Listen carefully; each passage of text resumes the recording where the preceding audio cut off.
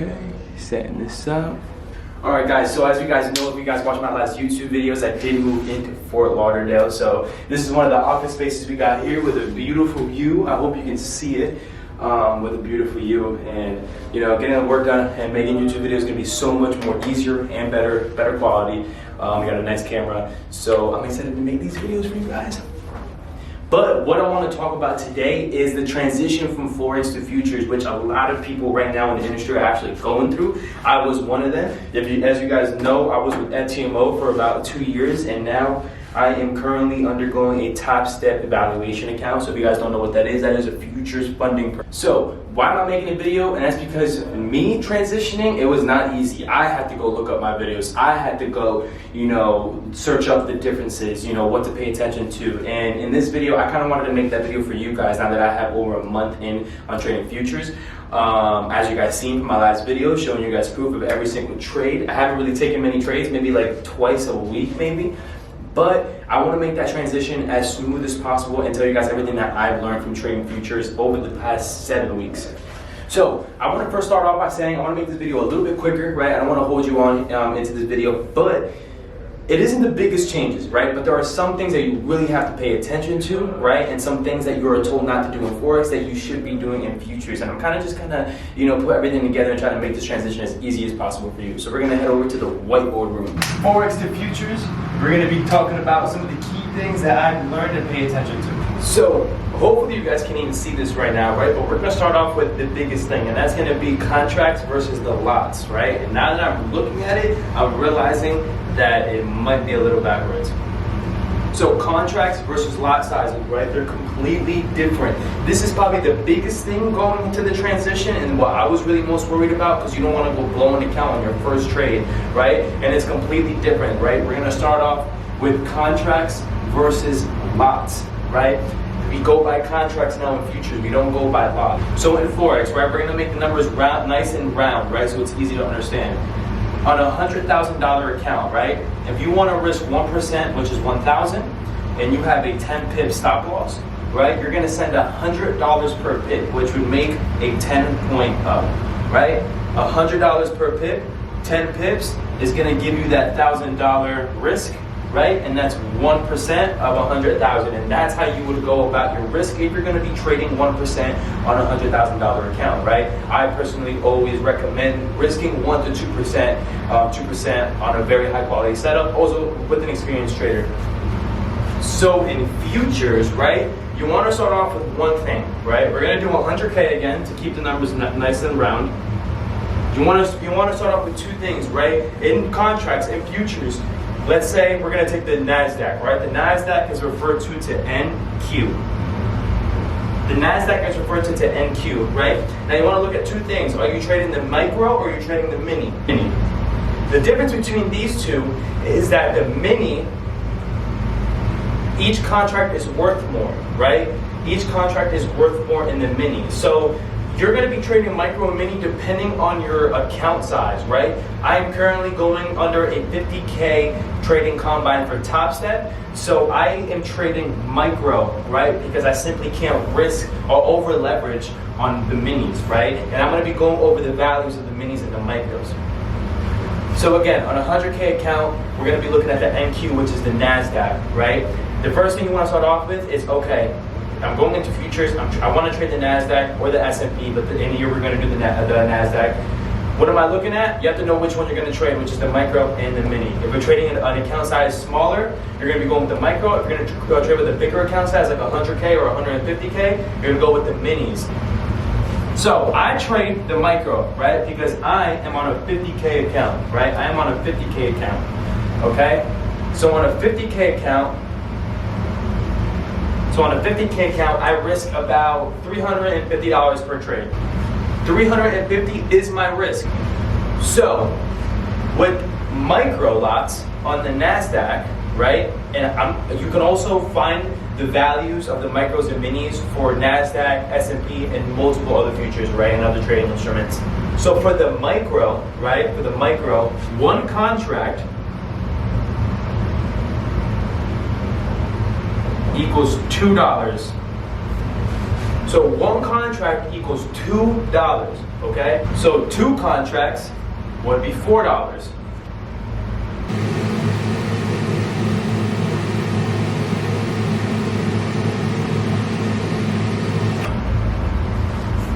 And I just labeled the rest here, right? So 1 contract would be $2, 2 would be 4, 3 would be 6, 4 would be 8, 5 would be 10. In Forex, you can do half a lot, you can do a quarter of a lot, you can send it to 10.8, you can send it 10.2. In futures, you cannot. It's just wholesome contracts, right? So on a 50K account, let's say I want to risk $350, okay? Let's say I want to risk $350, and I have a 25-point stop loss. Okay? So what you do here is, I want to risk 350. I have a 25-point stop loss. I'm gonna now figure out how many contracts to send, right? I'm gonna figure out how many contracts to send by basically doing the math. So I changed the number, right? I'm gonna in this scenario, I'm gonna be risking $300, right? On a 25 point stop loss, right? We're just gonna pick a random number, right? Or you know what? It's 2 rounds. So let's just make it a little bit more difficult. Let's do a 27-point stop loss, right? We're just gonna do a random number. I'm risking $300 on a 27-point stop loss. I'm gonna now figure out how many contracts I have to send. Now, the way I do it a little bit longer. I do it the harder way, okay? So what I do is I take this number and I kind of play with the values of the contracts, right? You can literally divide 300 by this, right, and get your answer, but I like to play with the numbers, right? So 27, if I send 1 contract, 27, which is $2, 27 times 2, that'd be $189, no. 27 times 2 will be $54 risk. That's way too low, right? 27 times 2 contracts, which is $4, so 27 times $4. 108, we're still too low. I'm gonna go and just skip to 4 contracts and see what I get. So 27 times 8 is 216, okay? So I'm not gonna send 4 contracts because that's still a little under my leverage. 27 times 5 contracts, which is $20, 27 times 10, that's gonna be 270, okay? Right, that's 270, so that's really close to the 300. Now let's try to send 6 contracts, which is $12, right? So let's do 27 times 12, which is 6 contracts. That gives me 324. Now again, you cannot send half a contract, right? So this is kind of where you have to decide, right? You're either gonna send 5 contracts and risk a little bit less, $30 less than what I wanted to, or you can go with the higher contract and you're gonna end up risking just a little bit more than what I originally wanted to risk, right? Because you cannot do half contracts, okay? You cannot do half contracts. So that's kind of how you go about it, right? This is NQ, right? And this is how I trade, right? Micros, $2 each contract. You take your stop loss and you kind of just play with the numbers. So if I have a 33 pip stop loss, right? I would probably send 5 contracts. 33 times 10 equals $330 risk. I'll be going over my risk by $30, but that's not a big deal for me, right?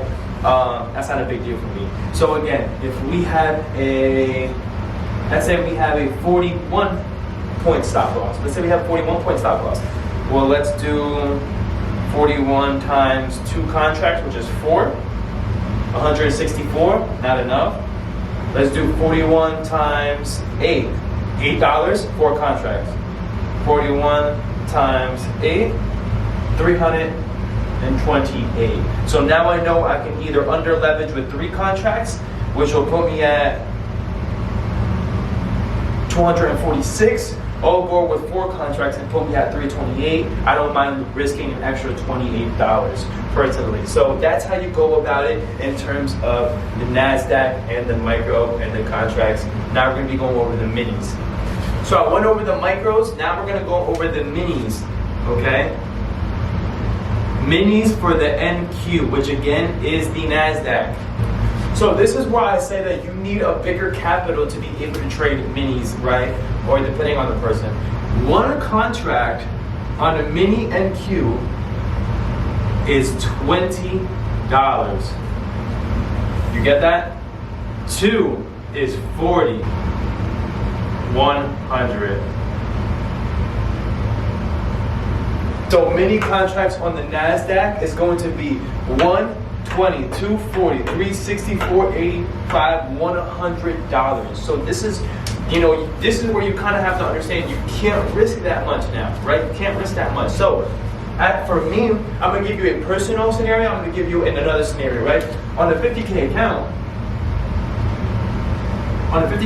if I have, my average stop loss is like nothing less than 25, right? So let's say I have a 26 point stop, okay?